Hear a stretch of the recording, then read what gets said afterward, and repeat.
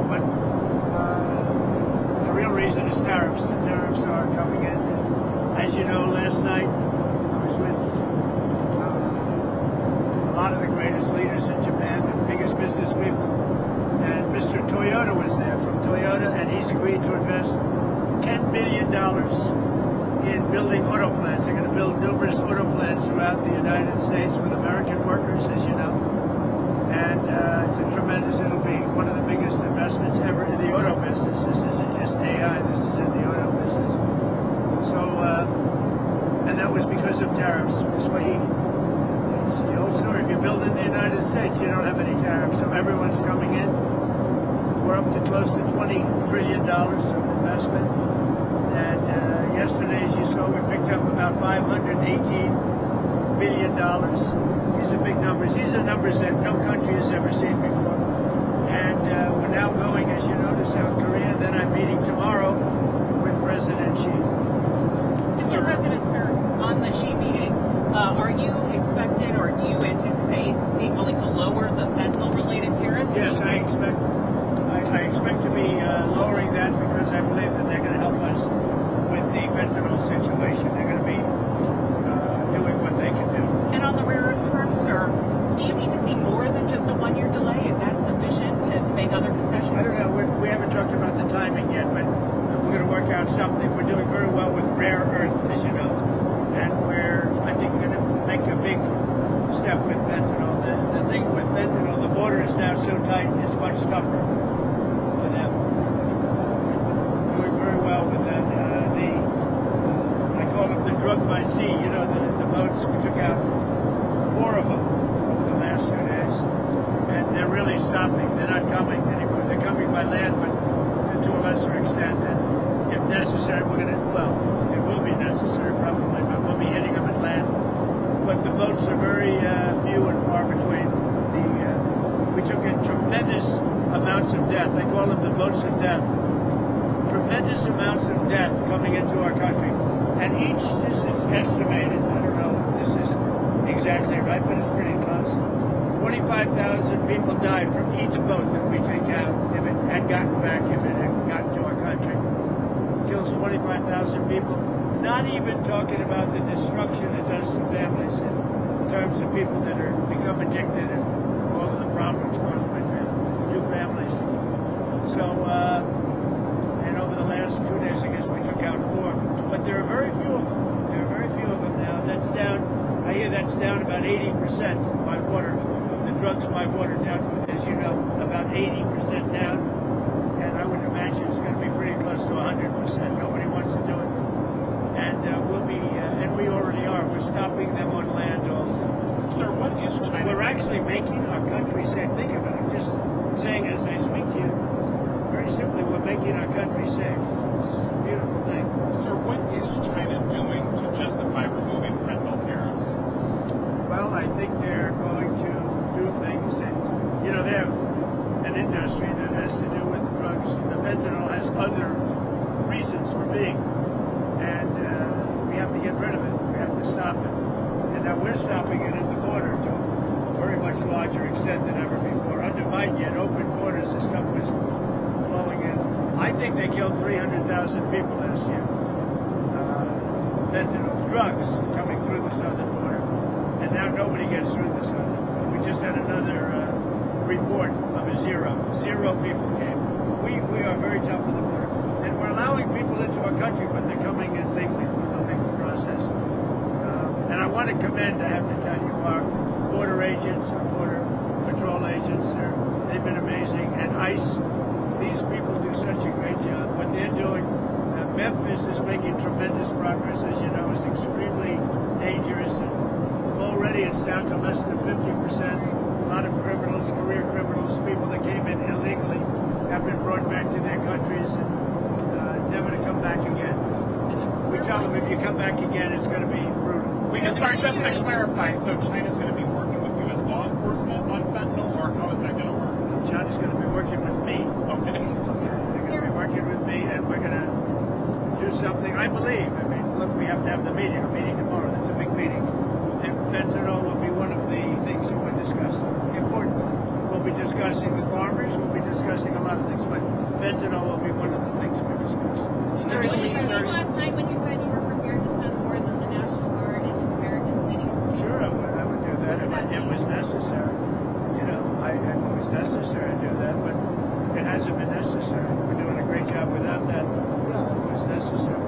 As you know, I'm allowed to do that. Do you need other branches of the military you would send in, or Who are you with?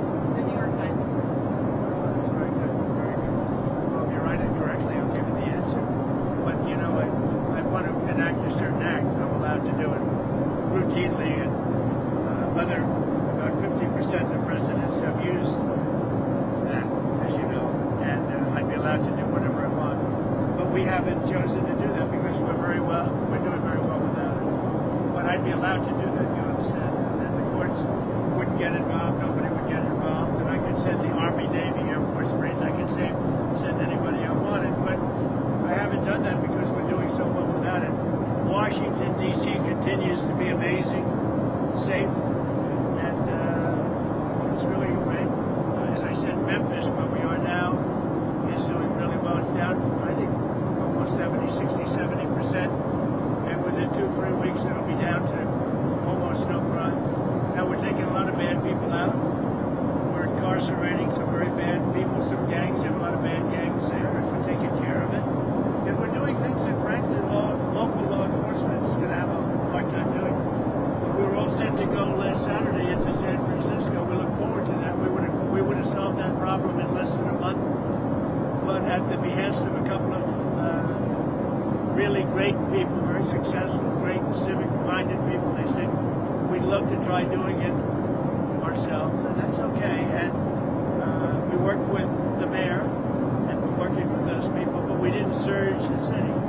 And I said, if we surge, it's going to go a lot quicker, and it's much more effective.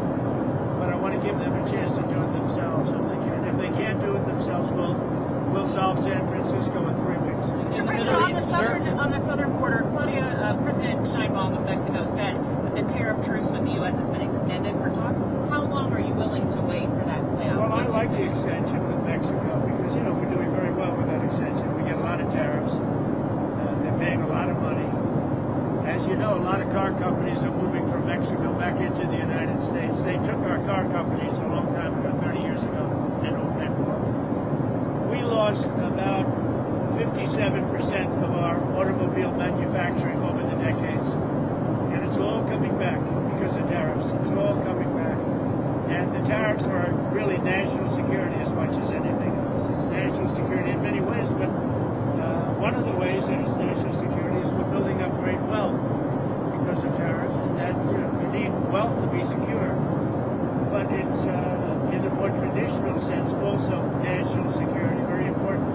But we're bringing back our auto plants that deserted us 20 and 30 years ago. They're all coming back. Last night, I met with Mr. Toyota, and we had an amazing meeting. I said, what's your name? Toyota. I said, you're rich. And he's going to invest, think of this, $10 billion in the United States to build manufacturing plants. They'll build their cars with American workers, largely. They have the right to send some experts.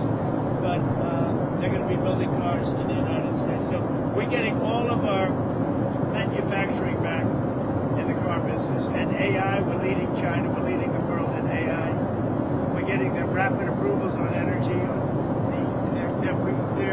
I've allowed them to produce their own energy for each plant. So that rather than relying on an old and somewhat weak grid, the electric grid, they build their own energy. And then if they have excess energy, they sell it back into the grid.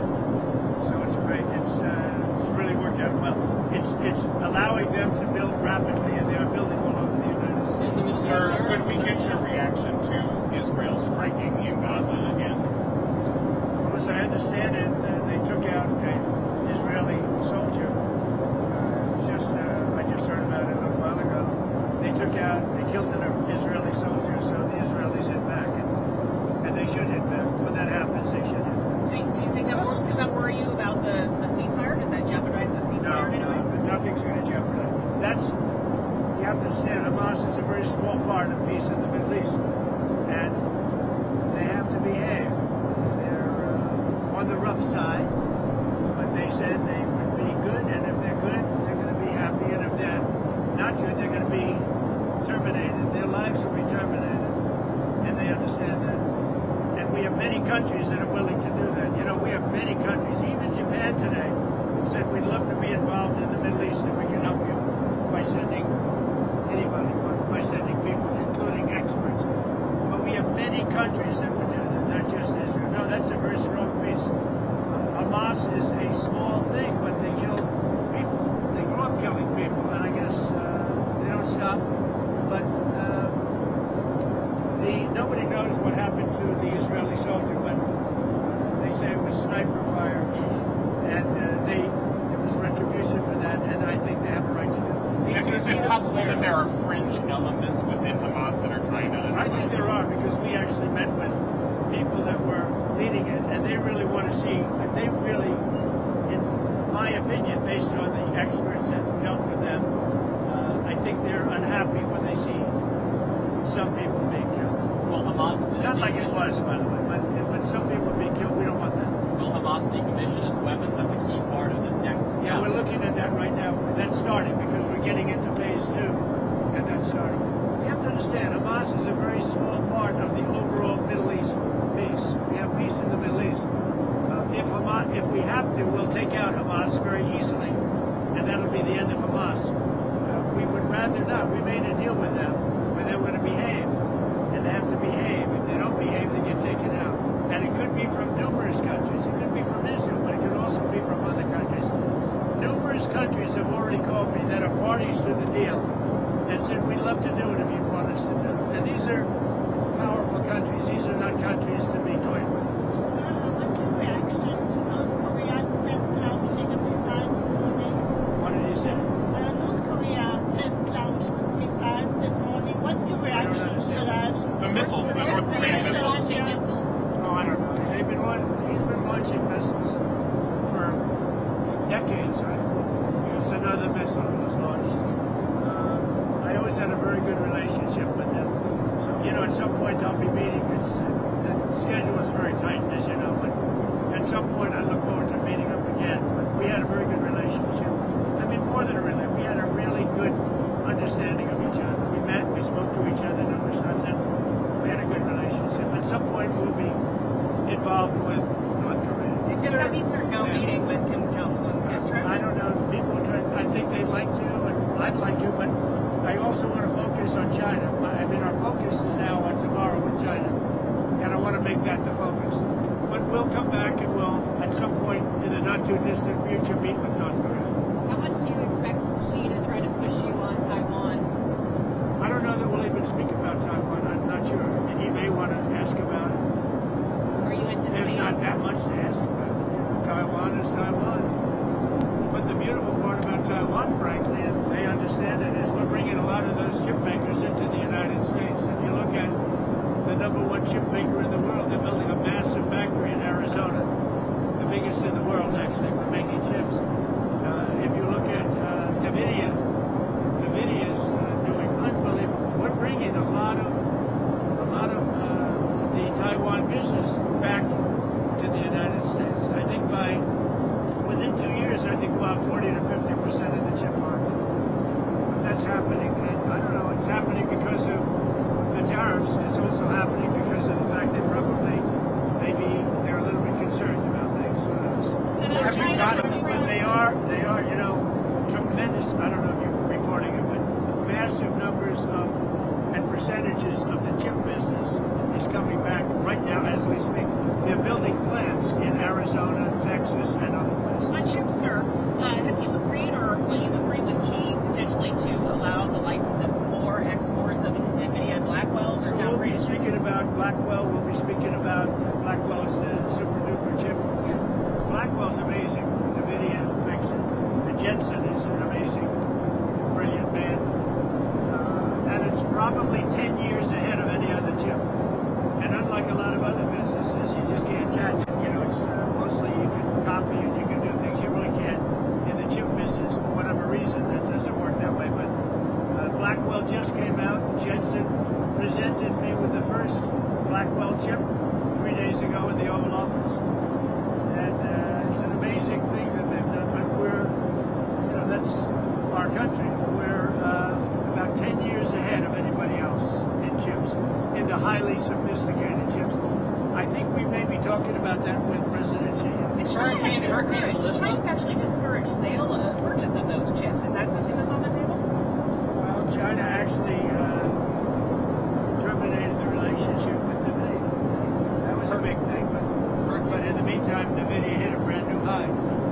As did, the stock market yesterday hit the highest ever that it ever was. So all of the markets, every one of our markets, we're doing great. The country is doing great. We have the shutdown caused by the Democrats, and at some point they'll come back. I think they're getting just killed right now, but all they have to do is say, let's get back to business, and we're back. There's nothing to sign. There's nothing to negotiate. Hurricane Melissa, have you been following that? Well, I have, because I've never seen numbers like that. I saw a little while ago, 195 mile-an-hour wind. I've never seen that before. I've never seen, I guess it can get that high, but I've never seen it. And it's literally just, knocking down everything in front of it. It's a stage 5, I guess. And you don't see stage 5. You don't see 5s, right? You see 4s and 3s, but this is a 5 early on, meaning it gets worse. So it's done a tremendous job. You mean on Jamaica? Is the United States going to? Well, we have to. On a humanitarian basis, we have to. So we're watching it closely, and we're prepared to move. But it's doing tremendous damages as we speak. It's right there, right now. Sir, can I ask you?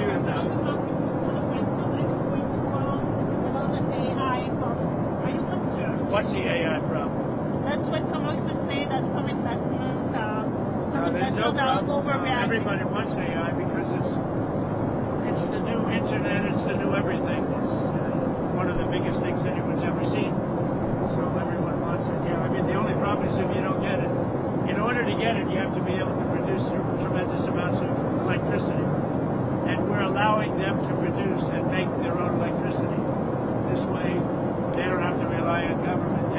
And by the way, they're making electric plants that are so sophisticated and so incredible, so much beyond, that companies that make and service electricity, the Con Edison, all the different companies that do that and do it well, but they've never seen anything like what's happening. It's almost a revolution in the making of electricity, at the level of sophistication. Sir, Speaker Johnson says that he there's no time to amend the Constitution to allow you to serve a third term. Is that an accurate representation of the conversation? I don't want to even talk about that because, the sad thing is I have my highest numbers that I've ever had. As I said, I ended 8 wars and we have the greatest economy in history. And by the way, energy prices are way down. Everything's way down. Beef is a little bit high. We're going to get beef down too. But prices are down and the economy's up. The only thing that's not down is the stock prices. And 401ks are through the roof. Everyone's 401ks hitting records. So we have the greatest economy we've ever had. I have my highest poll numbers that I've ever had. And, based on what I read, I guess I'm not allowed to run. So we'll see what happens. Johnson says you're trolling when you talk about a third term. Are you trolling or are you serious? I don't think he said that. I don't think he used that term, but it's a very interesting thing. I have the best numbers for any president in many years, any president. And I would say that if you read it, it's pretty clear. I'm not allowed to run. It's too bad. But we have a lot of great people. Stamps will stop being sent out on Saturday. The Department of Agriculture says they cannot tap into contingency funding to fund that. Is your administration food stamps, SNAP benefits? Is your administration? Well, we're going to get it done. The Democrats have caused the problem on food stamps. It's because all they have to do is sign. And if they sign, I'll meet with them. They're all saying, they actually said Trump is doing an amazing job in this trip. This trip will bring back trillions of dollars, so it's hard, but they do want to meet with me when I get back. But I say get the economy open and I'll meet and we'll solve any difficulties. We have to fix it's healthcare because Obamacare is a disaster. I mean, when you see the increases in Obamacare, it never worked, it never will work, and we can do something with the Democrats much better than Obamacare. Less money and better healthcare. And that's something I think that could come out of this with the Democrats. You work with the Democrats, because right now the insurance companies are making too much money, and they're making a fortune. And the healthcare, Obamacare is poor, and the premiums are ridiculous. Now, it's going up a lot. I don't want to say the number. The number is very substantial. But when you hear the number, and it's Obamacare, it never worked. It never will work. It'll never be good. And I think it's a great time for the Republicans and Democrats to get together and make something that will work, and let the insurance companies make money. They're entitled to that, but not the kind of money that they're making. Would you bring Democrats in to have that discussion Yeah, we now? do that, sure. But now, sir? I'd say open up the government and we'll work it out. I think a lot of good things can happen from it. Well, listen, thank you very much. We have 2 big days. This is a big day. And we're going to be speaking at APAC, and a lot of countries are there. They're all investing in the U.S. We're the hottest we've ever been. We're the hottest country in the world, and they're all investing, so I'll be doing that. And then tomorrow morning is the one that most people find most interesting, and I think we're going to have a great meeting with President Xi of China, and a lot of problems are going to be solved. You're optimistic. Yeah, I'm very optimistic. I am. And I know a little bit about what's going on because, we have been talking to them, not just walking into a meeting call, but the relationship with China is very good. So I think we're going to have a very good outcome for our country and for the world, actually. I think it's important for the world. How's your name with the And Prime we're doing Minister? very well with rare earth. We're involved with rare earth all over the place now, and it's some amazing things are happening. Do you think How's your China... name with the Japanese Prime Minister? I think she's fantastic. I think she's a wonderful woman. She's very sharp, very smart, very energetic. And you see it. I mean, the pictures don't lie. They really don't. The pictures are amazing. I saw some of the pictures this morning, and they're amazing. But I think she's a terrific woman. First woman ever to be Prime Minister of Japan.